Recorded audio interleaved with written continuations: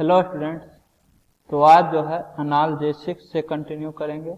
तो ये आपका न्यूरोलॉजिकली एक्टिव ड्रग्स का दूसरा एग्जांपल है। पहला ट्रैंक्विलाइजर्स था जो कि केमिस्ट्री इन एवरीडे लाइफ का पार्ट 3 है। यदि आपने अभी तक पार्ट 1 एंड 2 नहीं देखे हैं तो हमारे चैनल पर जाकर पार्ट 1 एंड 2 देख लें।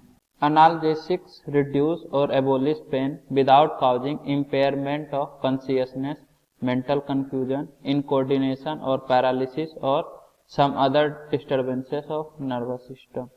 तो एनाल्जेसिक जो है वो पेन को रिड्यूस करता है या खत्म कर देता है बिना कोई डिस्टर्बेंस के नर्वस सिस्टम में। मतलब इसके कारण से ना तो इम्पेयरमेंट होता है, कोई हानि होता है कॉन्शियसनेस में, मेंटल कंफ्यूजन भी नहीं होता, इनकोऑर्डिनेशन या पैरालिसिस वगैरह का भी कोई दिक्कत नहीं होता है एनाल्जेसिक्स से। एनाल्जेसिक्स जो है फर्दर क्लासिफाई होता है नॉन नारकोटिक एनाल्जेसिक्स और नारकोटिक ड्रग।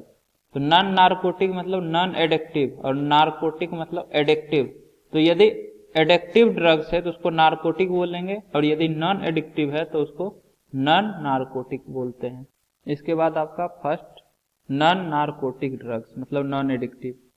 तो aspirin and paracetamol belong to the class of non narcotic analgesics. तो एस्पिरिन और पैरासीटामोल जो है ये आपका नॉन नारकोटिक एनाल्जेसिक्स होता है। Aspirin is the most familiar example और ये बहुत ही फेमिलियर एग्जांपल है, बहुत जगह यूज होता है इसका। Aspirin inhibits the synthesis of chemical known as prostaglandins. तो ये जो है इनहिबिट करता है प्रोस्टाग्लैंडिन्स के सिंथेसिस को, which stimulate inflammation in the tissue and cause pain. जो कि प्रोस्टाग्लैंडिन्स जो है ये आपका इन्फ्लेमेशन इन टिश्यू को बढ़ावा देता है और जिसके कारण की पेन होता है। तो इसको रोकता है एस्पिरिन, जिससे कि आपका पेन नहीं हो। This drugs are effective in relieve skeletal pain such as due to arthritis. तो अर्थेराइटिस के कारण जो स्केलेटल पेन होता है इसको रिलीव करने के लिए एस्पिरिन बहुत ही इफेक्टिव होता है। This drugs have many other effects such as reducing fever, antipyretic. इसका और भी बहुत सारा इफेक्ट होता है, जैसे कि ये फीवर को रिड्यूस कर देता है। फीवर रिड्यूस करता है इसलिए इसको एंटीपायरेटिक भी बोलते हैं। एंड प्रिवेंटिंग प्लेटलेट कोगुलेशन, और प्लेटलेट को कोगुलेट करने से भी प्रिवेंट करता है ताकि ये प्लेटलेट कोगुलेट ना करे। जैसे आप देखते होंगे कि ब्लड जो है, जब ब्लड कहीं पे कट जाता है आपके बॉडी में तो ब्लड निकलता है, तो वहां पे ब्लड क्यों रुकता है? क्योंकि वो कोगुलेट कर जाता है। तो कोगुलेट करने से वहां पे वो ब्लड जो है फ्रीज कर जाता है, तो फर्दर ब्लड उस तरफ फ्लो नहीं करता है। और यदि ब्लड बॉडी में ही कोगुलेट कर जाए तो फ्लो नहीं कर पाएगा ब्लड पूरे बॉडी में, तो जिसके कारण से कि बहुत सारा दिक्कत आ जाएगा। तो उसको कोगुलेट करने से रोकता है ताकि वो बॉडी के अंदर कोगुलेट ना हो। अगर बॉडी के अंदर कोगुलेट हो जाएगा तो फ्लो नहीं कर पाएगा बॉडी में आपका blood. Because of its anti blood clotting action, aspirin finds use in prevention of heart attack. तो एंटी ब्लड क्लोटिंग एक्शन के कारण एस्पिरिन जो है हार्ट अटैक को प्रिवेंट करने के लिए यूज किया जाता है। इसके बाद आपका है नारकोटिक एनाल्जेसिक, मतलब जो एडिक्टिव एनाल्जेसिक होता है, एडिक्टिव ड्रग्स जिसको बोल सकते हैं। नारकोटिक्स आपका होता है मोर्फिन और इसका बहुत सारा होमोलोगस। तो morphine and many of its homologous when administered in medical doses relieve pain and produce sleep. तो मोर्फिन और इसका बहुत सारा होमोलोगस जो है यदि मेडिकल डोजेस में लिया जाए तो पेन को रिलीव करता है और स्लीप प्रोड्यूस करता है, जिससे कि आप आराम से सो सके, नींद आ सके आपको। In poisonous doses this produces stupor, coma, convulsion and ultimately death. तो यदि पॉइजनस डोजेस मतलब एक्सेस में आप यदि ले लेंगे तो बहुत सारा प्रॉब्लम हो सकता है, जैसे कि स्टोपर हो सकता है, कोमा में आप जा सकते हैं, कन्वर्जन हो सकता है और फाइनली आप मर भी सकते हैं अगर बहुत ज्यादा डोज हो गया तो। Morphine narcotics are sometimes referred to as opiates. Morphine narcotics को समटाइम्स ओपिएट्स भी बोलते हैं, since they are obtained from opium poppy. क्योंकि ये ओपियम पॉपी से ऑब्टेन होता है इसलिए इसको ओपिएट्स भी बोला जाता है। This analgesics are chiefly used for the relief of postoperative pain, cardiac pain and pains of terminal cancer and in childbirth. तो ये सब जो है एनाल्जेसिक्स आपका इन सभी पेन में यूज किया जाता है। कार्डियक पेन, टर्मिनल कैंसर के पेन में, या फिर चाइल्ड बर्थ के टाइम जो पेन होता है औरत को, पोस्टोपेरेटिव पेन। पोस्टोपेरेटिव पेन आपका होता है कि किसी भी आदमी का सर्जरी होता है तो सर्जरी के बाद पेन होता है, उसे इसी को पोस्टोपेरेटिव पेन बोलते हैं, और इसके लिए मोर्फिन या फिर उसके होमोलोगस का यूज किया जाता है ताकि पेन को रिलीव किया जा सके। अब ये मोर्फिन, हीरोइन, कोडीन, इन तीनों का स्ट्रक्चर आप बना के याद कर लीजिएगा। जितना भी स्ट्रक्चर हम बताएंगे पूरे लेक्चर में, सबको आप एक बार देख लीजिए, एक कॉपी में लिख लीजिएगा, ताकि एक जगह रहेगा तो याद करने में भी आसानी होगा। इसके बाद अब आपका है एंटी माइक्रोबियल। तो नाम से ही पता चल रहा है, माइक्रोब का opposite antimicrobial. Diseases in human being and animals may be caused by variety of micro organism. तो ह्यूमन बीइंग और एनिमल में जो है बहुत सारा डिजीजेस माइक्रो ऑर्गेनिज्म के द्वारा होता है, तो इसको ठीक करने के लिए एंटी माइक्रोबियल यूज करेंगे। जैसे कि आपका माइक्रो ऑर्गेनिज्म हो गया bacteria, virus, fungi and other pathogen, या फिर दूसरा पैथोजन हो सकता है। तो बैक्टीरिया के लिए एंटी बैक्टीरिया, वायरस के लिए एंटी वायरस, फंगी के लिए एंटी फंगल, सिमिलरली पैथोजन के लिए एंटी पैथोजन यूज होगा। An anti microbial tends to destroy और प्रिवेंट डेवलपमेंट और inhibit the pathogenic action of microbes. तो एंटी माइक्रोबियल जो होता है वो माइक्रोब्स के पैथोजेनिक एक्शन को या तो पूरी तरह से डिस्ट्रॉय कर देता है या इनहिबिट करता है, मतलब रोकता है उसके डेवलपमेंट को। जैसे कि आपका बैक्टीरिया के लिए एंटी बैक्टीरियल ड्रग्स यूज होगा, फंगी के लिए एंटी फंगल एजेंट्स, वायरस के लिए anti viral agents and other parasites के लिए एंटी पैरासिटिक ड्रग्स। तो ये सब जो है माइक्रोब्स के एक्शन को प्रिवेंट करता है, जितना एंटी माइक्रोबियल ड्रग्स होता है सेलेक्टिवली। तो सेलेक्टिवली ऐसा होगा, ऐसा नहीं कि एंटी फंगल जो है वायरस के डेवलपमेंट को रोकेगा, वायरस का जो एक्शन होता है उसको। सिमिलरली एंटी वायरल जो है फंगल वाले के साथ कुछ नहीं कर पाएगा, तो सबका सेलेक्टिव होता है। फंगल के केस में, फंगी के केस में एंटी फंगल, वायरस के केस में एंटी वायरस, बैक्टीरिया के केस में एंटी बैक्टीरियल, इसी टाइप से। उसके बाद antibiotics, antiseptics and disinfectants are anti microbial drugs. तो ये सब जो है एंटी माइक्रोबियल ड्रग्स का एग्जांपल है आपका, एंटीबायोटिक्स, एंटीसेप्टिक्स और डिसइंफेक्टेंट्स। अब इन सब के बारे में एक एक करके पढ़ेंगे। तो पहला है आपका antibiotics. Antibiotics are used as drugs to treat infections because of their low toxicity for humans and animals. तो एंटीबायोटिक्स जो है ह्यूमन और एनिमल्स के लिए ज्यादा टॉक्सिक नहीं होता, इसलिए ये इन्फेक्शन को ट्रीट करने के लिए ड्रग्स के रूप में यूज किया जाता है। Initially antibiotics were classified as chemical substances produced by micro organism that inhibit the growth और even destroy micro organism.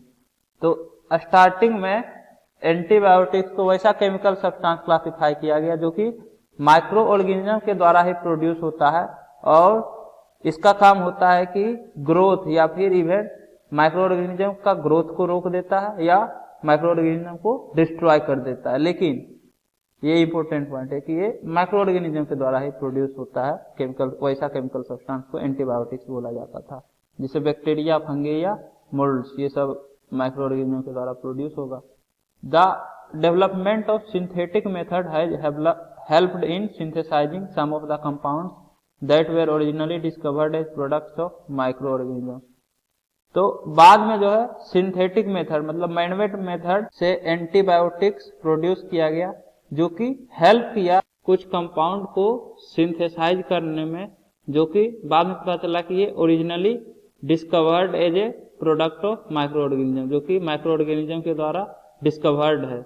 Also some purely synthetic compounds have antibacterial activity, और ये भी पता चला कि कुछ प्योरली सिंथेटिक कंपाउंड में भी एंटीबैक्टीरियल एक्टिविटी पाया जाता है। एंटीबैक्टीरियल एक्टिविटी वाला कंपाउंड प्रोड्यूस हो सकता है, कुछ सिंथेटिक में भी एंटीबैक्टीरियल एक्टिविटी रहता है।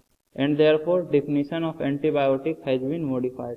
तो इसलिए एंटीबायोटिक का डिफिनीशन चेंज किया, क्योंकि पहले वाला डिफिनीशन तो गलत है। पहले वाले डिफिनीशन के अनुसार एंटीबायोटिक्स जो है माइक्रो ऑर्गेनिज्म के द्वारा ही प्रोड्यूस हो सकता है, सिंथेटिकली हम एंटीबायोटिक्स को नहीं बना सकते हैं। बट बाद में पता चला कि कुछ सिंथेटिक सब्सटेंस में भी, मतलब सिंथेटिक कंपाउंड्स में भी एंटीबैक्टीरियल एक्टिविटी रहता है, तो डिफिनीशन को फिर मॉडिफाई करना पड़ा। तो an antibiotic now refers to a substance produce wholly और partially by chemical synthesis which in low concentration inhibits the growth or destroy microorganism by intervening in their metabolic process। तो antibiotic अब उस substance को बोलते हैं जो कि whole पूरा या फिर पार्शियली केमिकल सिंथेसिस से प्रोड्यूस हुआ हो, जिसका कि लो कंसंट्रेशन में यदि हम यूज करेंगे तो वो या तो ग्रोथ को रोक लेगा या डिस्ट्रॉय कर देगा पूरा माइक्रो ऑर्गेनिज्म को, intervening in their metabolic process, उसके मेटाबॉलिक प्रोसेस से इंटरफेयर करके, मतलब उसके मेटाबॉलिक प्रोसेस के साथ इंटरफेयर कर लेता है। इंटरवेनिंग का मतलब वही हुआ हस्तक्षेप करना, बीच में आना, तो इंटरफेयर करता है उसके metabolic process. The search for chemicals that would adversely affect invading bacteria but not the host began in the 19th century.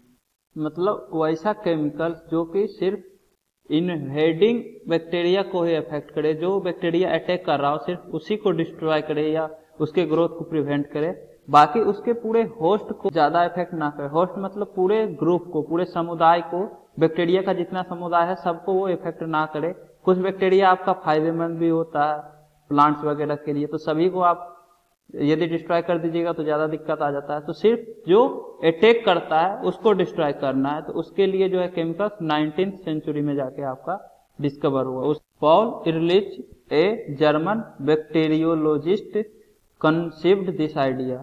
तो ये जो आइडिया था ये जर्मन बैक्टीरियोलॉजिस्ट साइंटिस्ट के द्वारा दिया गया, जिसका कि नाम पॉल इरलिच था।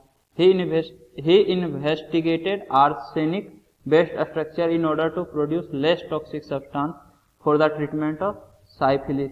तो साइफिलिस के ट्रीटमेंट के लिए लेस टॉक्सिक सब्सटेंस प्रोड्यूस किए आर्सेनिक बेस्ड स्ट्रक्चर का।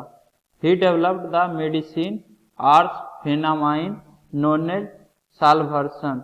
तो ये जो है मेडिसिन डेवलप किए आर्सफेनामाइन, जिसको कि साल्वर्सन भी बोलते हैं। Paul Ehrlich got Nobel prize for medicine in 1908 for this discovery. It was the first effective treatment discover for.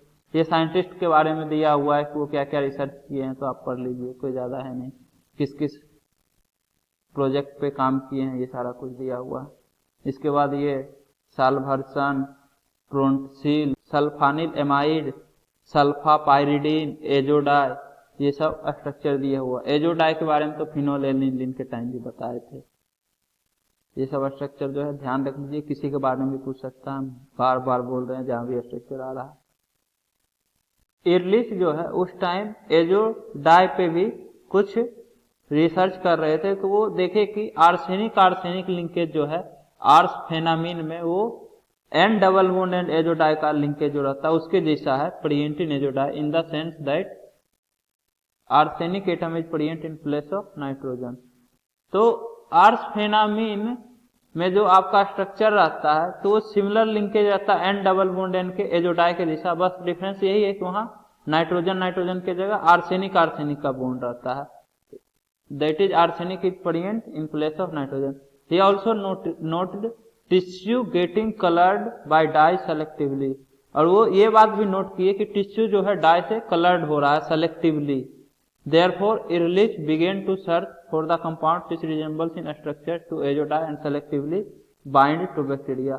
तो उसके बाद वो रिसर्च करना स्टार्ट किए कि जो कि एजोडाई के जैसा स्ट्रक्चर रिजेंबल कर रहा हो, मतलब नाइट्रोजन डबल बॉन्ड नाइट्रोजन के जैसा, और सेलेक्टिवली बैक्टीरिया के साथ बाइंड हो रहा है। तो इन 1932 he succeeded in preparing the first effective antibacterial agent प्रोन्सिल। तो ये 1932 में सक्सीड हो गए first effective antibacterial agent prepare करने में, जिसका कि नाम प्रोन्टोसिल बोला जाता है। Which resembles in structure to the compound Salvarsan, जिसका कि स्ट्रक्चर साल्वर्सन के जैसा होता है। Soon it was discovered that in the body Prontosil is converted to a compound called sulfanilamide. तो बाद में ये डिस्कवर किया गया कि बॉडी में प्रोन्टोसिल जो है वो सल्फानिल एमाइड में कन्वर्ट हो जाता है। Which is a real active compound, जो कि रियल एक्टिव कंपाउंड होता है, यही आपका रिएक्शन में पार्ट लेता है। Thus the sulfa drugs were discovered, यहीं से आपका सल्फा ड्रग्स डिस्कवर हुआ है। A large range of sulfonamide analogues was synthesised, और बहुत सारे रेंज में सल्फोनामाइड्स अनालॉग्स सिंथेसाइज हुआ, मतलब बनाया गया। One of the most effective is sulfapyridine. उसमें से सबसे ज्यादा इफेक्टिव जो है, मोस्ट इफेक्टिव, वो आपका सल्फापाइरिडिन होता है। Despite the success of sulfonamides, the real revolution in antibacterial therapy begins with the discovery of Alexander Fleming in 1922 of the antibacterial properties of penicillin fungus। तो सल्फोनामाइड्स के सक्सेस होने के बाद भी जो रियल रिवॉल्यूशन आया एंटीबैक्टीरियल थेरेपी में, वो आपका पेनिसिलियम फंगस में एंटीबैक्टीरियल प्रॉपर्टीज के पाए जाने का डिस्कवरी के बाद आया। और ये डिस्कवरी अलेक्जेंडर फ्लेमिंग के द्वारा 1929 में किया गया।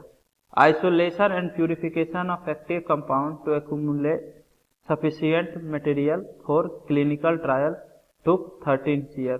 मतलब कि सफिशिएंट मटेरियल एक्यूमुलेट करने और क्लिनिकल ट्रायल में आपको 13 ईयर्स लग गया इस रिसर्च में। एंटीबायोटिक्स हैव आइदर साइडल इफेक्ट और एस्टेटिक इफेक्ट। तो एंटीबायोटिक्स में या तो किलिंग इफेक्ट होता है, ये या तो मार ही देता है, या फिर एस्टेटिक इनहिबिटरी इफेक्ट, तो मतलब रोक देता है, जहां तक आपका ग्रोथ है उसके बाद फर्दर ये ग्रोथ होने नहीं देता है माइक्रोब्स का। A few examples of the two types of antibiotics are as follow. तो टू टाइप्स ऑफ एंटीबायोटिक्स का कुछ एग्जांपल है। पहला है बैक्टीरिसिडल, दूसरा है बैक्टीरियोस्टेटिक। तो बैक्टीरियोसिडल जो है वो आपका मार देगा, डिस्ट्रॉय कर देगा माइक्रोब्स को, और दूसरा अस्टेटिक, तो अस्टेटिक वाला जहां तक था उसके बाद माइक्रोब्स का एक्शन को रोक देता है फर्दर। तो बैक्टीरिसिडल का एग्जांपल है पेनिसिलिन, एमिनोग्लाइकोसाइड्स, ऑफ्लोक्सेसिन, और फिर बैक्टीरियोस्टेटिक का है इरिथ्रोमाइसिन, टेट्रासाइक्लिन, क्लोरमपेनिकोल। ये सब एग्जाम्पल आप याद कर लीजिएगा, बैक्टीरिसिडल का कौन कौन सा एग्जाम्पल है और बैक्टीरियोस्टेटिक का कौन कौन सा एग्जाम्पल है। इसके बाद द रेंज ऑफ बैक्टीरिया और other micro organism that are affected by a certain antibiotics is expressed as its spectrum of action. तो किसी भी बैक्टीरिया या अदर माइक्रो ऑर्गेनिज्म को कौन कौन सा एंटीबायोटिक इफेक्ट करेगा, उसके रेंज को हम लोग स्पेक्ट्रम ऑफ एक्शन से एक्सप्रेस करते हैं। इसमें आपका आता है broad spectrum antibiotics, narrow spectrum और लिमिटेड स्पेक्ट्रम एंटीबायोटिक्स। तो एंटीबायोटिक्स व्हिच किल और inhibit a wide range of gram positive and gram negative bacteria are said to है ब्रॉड स्पेक्ट्रम एंटीबायोटिक्स। तो वैसा एंटीबायोटिक्स जो कि बहुत सारे वाइड रेंज ग्राम पॉजिटिव और ग्राम नेगेटिव बैक्टीरिया को किल करे या इनहिबिट करे, तो उसको हम लोग ब्रॉड स्पेक्ट्रम एंटीबायोटिक्स बोलेंगे। Those effective mainly against Gram positive और Gram negative bacteria are called narrow spectrum. मतलब कि जिसका काउज वाइड रेंज में ना हो, उससे कम रेंज में हो, तो उसको नैरो स्पेक्ट्रम बोलेंगे। और जो सिर्फ सिंगल ऑर्गेनिज्म पे इफेक्ट करे, मतलब if effective against a single organism और disease, they are referred to as limited spectrum. तो जो सिंगल डिजीज पे एंटीबायोटिक्स यूज हो या फिर सिंगल ऑर्गेनिज्म पे उसका इफेक्ट रहे, तो उसको लिमिटेड स्पेक्ट्रम बोलते हैं। पेनिसिलिन जी है जे नैरो स्पेक्ट्रम। तो पेनिसिलिन जी जो है उसका नैरो स्पेक्ट्रम रहता है। Ampicillin and amoxicillin are synthetic modification of penicillin. तो पेनिसिलिन में सिंथेटिक मॉडिफिकेशन के बाद आपका एम्पिसिलिन और एमोक्सिसिलिन बनता है, जो कि ब्रॉड स्पेक्ट्रम में आता है। दिस है broad spectrum. It is absolutely essential to test the patient for sensitivity to penicillin before it is administered. तो ये जो है बहुत ही एसेंशियल है पेशेंट को टेस्ट करना कि वो एलर्जिक तो नहीं है उसको पेनिसिलिन से। अगर आप पेनिसिलिन दे रहे हैं किसी भी पेशेंट को, तो ये पता करना जरूरी है कि उसको कहीं सेंसिटिव तो नहीं है वो पेनिसिलिन के लिए। हो सकता है कि उसको पेनिसिलिन से एलर्जी हो जाए। तो in India penicillin is manufactured at the Hindustan antibiotics in Pimpri and in private sector industry. तो पेनिसिलिन इंडिया में कहाँ बनता है उस इंडस्ट्री के बारे में बता रहा है। इसके बाद chloramphenicol isolated in 1947 is a broad spectrum antibiotic. तो ये जो है क्लोरमपेनिकोल ब्रॉड स्पेक्ट्रम एंटीबायोटिक होता है। It is rapidly absorb from the gastrointestinal tract, ये जो है गैस्ट्रो इंटेस्टिनल ट्रैक्ट के द्वारा रेपिडली एब्जॉर्ब होता है and hence can be given orally in case of typhoid, dysentery, acquired fever, certain form of urinary infection, meningitis and pneumonia. तो ये जो है ओरली आप दे सकते हैं यदि किसी को टाइफाइड है या डिसेंट्री है या एक्यूट फीवर, थोड़ा मोड़ा फीवर है, या यदि यूरिन में इन्फेक्शन है किसी फॉर्म का, मेनिंगिटिस है या फिर न्यूमोनिया है। Vancomycin and ofloxacin are the other important broad spectrum antibiotics. तो वैंकोमाइसिन या फिर ऑफ्लॉक्सेसिन जो है ये other important broad spectrum antibiotics कहलाता है। द एंटीबायोटिक डिसिडेजिरिन is supposed to be toxic towards the certain strains of cancer cells. तो एंटीबायोटिक आपका डिसिडेजिरिन जो है ये certain strains of cancer cell के लिए टॉक्सिक माना जाता है। मतलब कि कैंसर यदि किसी पेशेंट को हो तो उस टाइम ये एंटीबायोटिक्स नहीं देना चाहिए। अब पेनिसिलिन का जनरल स्ट्रक्चर ये दिया हुआ है। अब इसी से एक क्वेश्चन आया था जेईई मेंस में कि इसमें आपको कायरल पूछ रहा था कि कायरल सेंटर कितना प्रोमिनेंट है। तो जिस भी कार्बन से 4 डिफरेंट ग्रुप अटैच्ड है वो आपका कायरल कहलाएगा। तो देखिए ये कायरल है, ये भी कायरल है और ये भी कायरल है। तो यहाँ पे 3 कायरल कार्बन होगा। लेकिन ये क्वेश्चन हार्ड इसलिए हो जाता है कि इसका स्ट्रक्चर स्टूडेंट को याद नहीं होता है और स्टूडेंट एक्सपेक्ट करते हैं कि स्ट्रक्चर दिया हुआ रहना चाहिए, लेकिन इस बार स्ट्रक्चर नहीं दिया था तो आपको हर एक का स्ट्रक्चर भी याद करना पड़ेगा। क्वेश्चन तो देखिए बहुत ही इजी है। जिस कार्बन से 4 डिफरेंट ग्रुप अटैच्ड है वो कायरल होगा, तो तीनों से 4 डिफरेंट ग्रुप अटैच्ड है तो तीनों आपका कायरल होगा। लेकिन चेक करने के लिए आपको स्ट्रक्चर ही पता नहीं है तो क्या कीजिएगा, तो इसलिए स्ट्रक्चर याद करना बहुत जरूरी है। इसके बाद ये आपका क्लोरम पेनिकोल का स्ट्रक्चर है, ये भी याद कर लीजिए। क्या पता अगले बार क्लोरम पेनिकोल का पूछ ले कि इसमें कितना कायरल एटम होता है। तो 4 डिफरेंट ग्रुप जिससे अटैच्ड है वो आपका कायरल कार्बन होगा। जैसे ये देखिए ये कायरल कार्बन है 1 2 3 और एक हाइड्रोजन, 4 डिफरेंट ग्रुप। सिमिलरली ये भी कायरल है क्योंकि इससे भी 4 डिफरेंट ग्रुप है। बाकी किसी से भी 4 डिफरेंट ग्रुप अटैच नहीं है। इससे देखिए 2 हाइड्रोजन है, इससे भी 2 क्लोरीन है, ये जो कार्बन है। इससे तो 3 ही ग्रुप अटैच है क्योंकि C डबल बॉन्ड हो मतलब sp2 हो गया तो नहीं होगा। तो सिर्फ 2 ही कायरल कार्बन है क्लोरम पेनिकोल में। तो स्ट्रक्चर ध्यान होना चाहिए, क्या पता नहीं देगा स्ट्रक्चर तो आप क्या कीजिएगा। तो उम्मीद करता हूँ कि आपको ये वीडियो पसंद आई होगी। यदि आपको ये वीडियो पसंद आई है तो इसे लाइक करें, कमेंट करें और अपने दोस्तों के भी शेयर करना ना भूलें। Thank you.